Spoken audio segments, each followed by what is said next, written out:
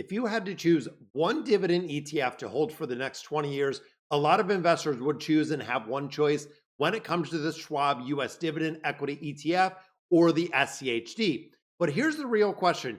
Is the SCHD really that good, or has it really become a dividend investor cult favorite that everyone is investing in?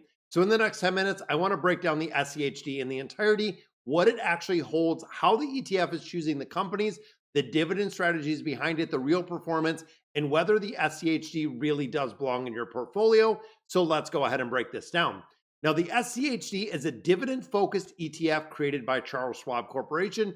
The goal is very simple: to own high-quality U.S. companies that consistently pay and grow dividends instead of tracking a broader market like the Vanguard S&P 500 or the VOO. The SCHD focuses specifically on dividend growers, and here are the basics. Expense ratio 0.06. That is incredibly low for an ETF. Number of holdings, it holds roughly about 100 companies. Dividend yield is usually between 3 and 4%, and it focuses specifically on high quality dividend growth stocks, meaning it is not going to be any of these brand new companies we see within the market itself. So instead of owning every single company within the market, the SCHD is filtered list of strong financial dividend paying companies for an extended amount of time. But the real magic is how exactly the companies within this dividend stock get really picked up itself. So the SCHD does not just buy any dividend stocks. They have a very specific rule-based index called the Dow Jones U.S. Dividend 100 Index. The index looks at companies that are number one, very strong when it comes to the cash flow, generates really companies that generate a reliable, consistent profits year over year, high return on equity, meaning the investors and really the companies are using the money very efficiently. 3, they are looking at low debt. Now, this is important when you look at a stability of the company, because heavily indebted companies, which we see with a lot of our tech companies, can struggle and really struggle a lot during recessions, during downturns. And number 4, they have a long dividend history, which is the reason why people absolutely love this. Companies must have at least 10 years of consistent dividend payouts to be even qualified for the SCHD.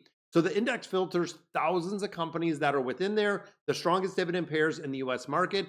And that is why when you think of the SCHD and some of the common holdings, Coca-Cola, PepsiCo, Texas Instrument, Verizon Communications, these are companies that are foundation. They have very strong profits.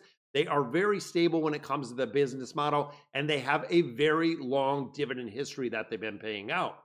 Now, of course, there are 3 main reasons why the SCHD has become so popular. Number 1, it has that very strong dividend growth that individuals are looking for. It doesn't just pay dividends. The dividend growth has grown significantly over an extended amount of time. This means that if you bought the ETF 5, 10, 15 years ago, your income today would be much, much higher than it actually started. For investors, and especially for people like me that are long-term investors, that alone is super powerful. Now, the second one, we're looking at quality companies. Most dividend ETFs will chase the yield, which can be ultra risky when it comes to some of these companies. The SCHD focuses on the quality first. The yield is second. So the quality of the company is the number 1 factor when it comes to selection. This often leads to much better long-term performance in an ETF like the SCHD. And of course, extremely low fees at a 0.06 expense ratio. The SCHD is incredibly cheap. That means more of the returns that you're getting out of these dividends are staying in your pockets, and over decades, lower fees can make a huge difference when it comes to the portfolio. But then we also think of the performance. So over the long term, the SCHD has performed very competitively with the broader market. So of course, when we have something and comparing it to like an S&P 500 or the VOO, when the tech actually runs, the S&P 500 is going to perform a lot better. It is not really comparing apples to apples. You're almost comparing apples to oranges in something that is really focused on tech companies that is really big growth, like that VOO versus the SCHD, which is a lot more of value and a lot more about the dividend growth. And of course, when you look in comparison, the SCHD has slightly lower volatility, stronger dividend income, and very competitive long-term returns. And the key difference is, where do your returns come from? Are they coming from straight growth? Are they coming from dividend income? With the SCHD, a big majority or a big portion of those come from dividends and dividend growth in the company versus just the stock appreciation that we do see in the S&P 500. And that can make the ride a lot smoother for individuals because even when there is a pullback in the market, these companies tend to pay dividends. Now, of course, when there's really bad trouble in the market, like a war, could possibly see dividend reductions. But overall, these companies have a great growth record, a great increasing dividend record, and also a great dividend payout that they've done through a multitude of years. Now, of course, no ETF is absolutely perfect. And the downside of the SCHD are a few things that you have to understand. The first one, less exposure to tech. Now, SCHD will have a much lower exposure to the big tech companies. Most of the tech companies do not want to pay back dividends because they need that money for R&D. This means during the strong tech rallies, which we've really seen over the last 3 years, it will underperform the S&P 500 because right now and continuing, it seems like AI is a big driving force. Even right now, though, it seems a lot of that does have a big question mark.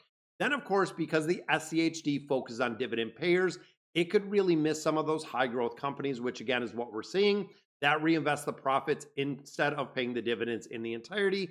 And sometimes the sector contribution. Now, this is where, or excuse me, the concentration, this is where a lot of people were really concerned with the SCHD is because it became and it is a lot heavier in some very specific sectors, thinking of healthcare, thinking of energy, industrials, consumer staples, financials. They can have a much, much higher sector concentration just for the fact that a lot of companies like financial companies do have a tendency to pay a much higher yield on a much more consistent basis than we see with a lot of other stocks. But for many dividend payers, that is only part of the strategy when we think of the SCHD. So, who is this really best for? SCHD is great for investors who want growing dividend income. And this, of course, can be huge when you start getting to retirement and you want to supplement Social Security or you want something that is going to create passive income. You're also thinking of very high quality companies. A very simple ETF portfolio for me, 3, 4, maybe even 5 ETFs will absolutely do it. I do not want to get any more complex than that. And when you're looking at long-term compounding, if you have an ETF like this that is paying 3.8% and it is compounding every single quarter that you're getting those dividend payments from the SCHD, the total return is going to be much higher than we've seen before. Many investors combine the SCHD like I do. I hold this as actually 15% of my portfolio and holding it in conjunction with the VOO. I have it with the QQQM and even looking at some of those satellites or some of those smaller ETFs that we're holding in roughly 5%. I do have a little bit of Bitcoin in there. I have the GDE for a little bit of the gold exposure. Also looking at the SMH, just that way we have some exposure, some more exposure to semiconductors in general. It really balances the growth in the income in a portfolio. When we start thinking about the foundation like the VOO or the SPMO, then you add in some of the growth like the QQQM, and then of course the income generation piece, which is the SCHD. It really does make a big difference. Now, of course, the SCHD has become one of the most popular dividend ETFs for a very obvious reason. It focuses on those quality companies, growing the dividends that we see, lower fees, and long-term compounding that we love to see. And if you look this year, owning the SCHD has been absolutely crushing it this year in comparison to a majority of the market, especially thinking of the S&P 500 and a couple other techs. It is doing incredibly well in 2026. And for investors who want income without constantly picking stocks or changing ETFs in the entirety, it is a very, very powerful investment vehicle. So the real question is SCHD enough by itself, or do you combine it? And which ETFs do you combine it if you do within your portfolio? And that's what I want to break down in the next video. But let me know what your portfolio looks like in the comments, and I'll catch you in the next video.